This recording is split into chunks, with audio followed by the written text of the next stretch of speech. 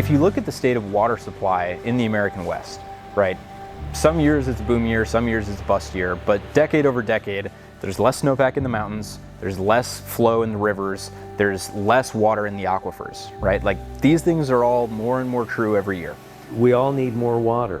Whether we live in town or we live out on the farm, we need to have adequate water for our needs. In Idaho, much of that needed water comes from snowpack, and cloud seeding is used to help increase snowfall. Even though cloud seeding has been around a long time, some folks have concerns about how it works and whether it is safe. We'll try to give the basics in this video. First, what is cloud seeding? Cloud seeding began in the late 1940s when scientists were researching icing on aircraft. They discovered tiny particles could be used to produce ice. First using a freezer and dry ice, they were able to create snow in a laboratory, later testing it on a real cloud in 1947. They later discovered that silver iodide was even more effective at generating ice formation. So how does it work? First, you need a cloud. More specifically, a storm cloud. Every storm can't be seeded. And we need a storm, first of all, to seed, but then that storm has to have specific weather conditions that are suitable for seeding. Snow is produced naturally when supercooled liquid water latches onto airborne microscopic particles like dust or pollen. The water vapor transitions into ice on these particles, forming crystals, which when heavy enough fall through the atmosphere as snowflakes. If the storm doesn't have enough of these particles, the storm can't make any snowflakes. So cloud seeding helps it along with a different ingredient. The main seeding active ingredient that we use is called silver iodide. On the molecular scale, it's hexagonal in shape, so it mimics an ice crystal. So it's a really good particle to teach a water droplet to freeze and eventually become a snowflake that can fall to the ground. Again, they need existing clouds that contain water. They cannot create moisture from nothing. They can use both ground-based cloud seeding and aircraft-based cloud seeding, including a newer method using unmanned drones. Teams of meteorologists have refined the process over the years, from developing better forecasting and satellite imaging to more accurate radar targeting of potential storm clouds, and determining which clouds are better seeded from the ground and which from the air. So why is it needed? Cloud seeding is used for rain or for hail mitigation in some parts of the country. But here in Idaho, it's used in the winter to add to the snowpack, which can help mitigate droughts like this year. More than half of the state's cropland is irrigated, which produces nearly 80% of the total agricultural crop value, primarily in southern Idaho. Besides helping fill the reservoirs for irrigation of farmland, it also helps hydroelectric power generation through dams that helps keep electricity costs low, as well as help provide for towns and cities across the state that depend on a reliable water supply. One of the goals of the program is to have a more reliable water supply for irrigators, for ag. And if ag has a more reliable water supply, they're going to be able to produce more and provide more economic activity. That's a direct benefit to rural communities and schools and everything that goes along with that. One of the big questions is, how well does it work? There was a study here in Idaho in 2017 specifically designed to prove whether cloud seeding with silver iodide works. It was called the Seeded and Natural Orographic Wintertime Clouds, the Idaho Experiment, or the SNOWY project for short. You know, throughout my time here, some of the most exciting and advanced developments that we've had was working on the SNOWY project. It was the National Science Foundation project. And during that event, there was several different storms that we seeded that we may not have typically seeded, but since we were really trying to identify what is the best time to seed, we seeded some lesser producing storms, and with that we got radar returns that showed the seeding signature in it. And this was the first time that it was recorded that you had a seeding event happen and then you could see it on a radar image. It was pretty fun to watch. University professors that have been looking at cloud seeding for years, like some of them were 30 years plus, and they'd never seen that, and they're jumping up and down in the room. Getting that definite cloud seeding works image was pretty fun to see. Rates of increased snowfall after cloud seeding varies, but in Idaho generally averages around 10%. And the numbers show it's more cost-effective than efforts like building dams and reservoirs. It's really an opportunity to get more water in the state of Idaho at a relatively economical price compared to trying to store that additional water in surface storage or even aquifer recharge projects when the abundant supply is there. By having a little extra water all the time, we're able to utilize that at a much lower cost than otherwise would be the case if we had to build out storage, for example. The amount that we spend on our cloud seeding projects versus the amount of water that's produced equals about a $4 acre foot of water for that additional water that we have. An acre foot of water translates to the entire square footage of an acre, which is about the same as a standard football field minus the end zones, covered in water 1 foot deep. It's a lot cheaper to cloud seed and let that water sit on the mountain and come down as needed. Projects that we have in the works, Anderson Ranch, those projects are in the thousands of dollars per acre foot to build. One of the main concerns people have about cloud seeding is it's safe. People have understandable concerns about environmental and health impacts on water and wildlife. I am super sympathetic to people that have concerns or questions about cloud seeding, right?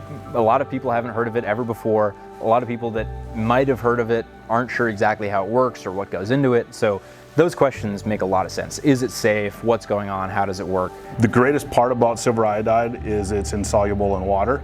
And that's why it works as a good seeding agent. It stays intact when that water hits it, it doesn't dissolve, and then that can grow the snowflake. And it also is good that way because once it falls to the ground and the tiny amounts the trace amounts that do fall in the snowpack, they're not available for aquatic organisms to ingest and intake, and that's why it's a safe manner for cloud seeding. Cloud seeding was invented 80 years ago in the United States in 1946. And because it was invented so long ago, programs have been running at a small scale for decades. And even though we weren't able to prove how well it was making precipitation until recently, we were able to prove with 80 years of data that the material we're using is safe because of how little of it is getting into the precipitation and watershed. When we use about 50 grams of silver iodide in an operation, about as much as you can fit in your hand, that gets distributed over tens of square miles, if not hundreds. And the concentrations of silver iodide in the water that comes down is about 8 parts per trillion. The amount of silver in American soil is already about 2 parts per million. So we're way below that problematic threshold. And then the clean water drinking standard is 100 parts per billion. We're still about 1 million times less than that. And so does it make sense to ask if silver iodide is safe? Absolutely. But what does the data say about it? That it is absolutely safe and has no adverse effects for the environment, for agriculture, or for human health. There's no indication of any negative environmental consequences from putting the small amounts of seeding material out there that we use. And in the areas where we use it, where that material lands, is in remote mountain locations. We're not seeding over to have that material come in contact with cities and residential areas. Another substance used in cloud seeding that people have raised concerns about is acetone. It's burned to release the silver iodide in both the nozzles and flares from an aircraft release and also ground units. However, when it's burned, it converts to water vapor and carbon dioxide, posing no danger to the environment. There's a fair amount of misinformation out there, and I would like to ask Idahoans to, if they have questions, to go and go to our website and look at all the materials that are there.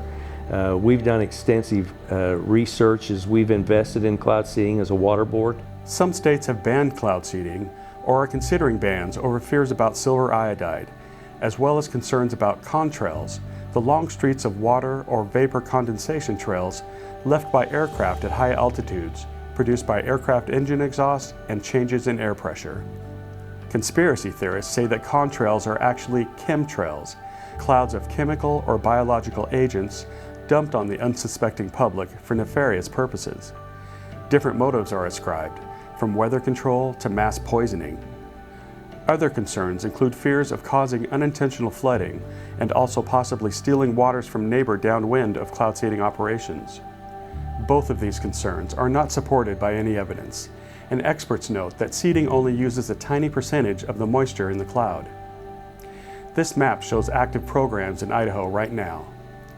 Today, a partnership between Idaho Power, water users, and the state work together in a collaborative program to manage cloud seeding operations, which must be licensed by the state through the Idaho Water Resource Board, as well as mandatory federal reporting to the National Oceanic and Atmospheric Administration. We've developed a relationship where the water users pay a portion of the cloud seeding costs, and the Water Board pays a portion, and Idaho Power pays a portion. And it's a win-win-win proposition. In years of plenty, a lot of the water goes to Idaho Power.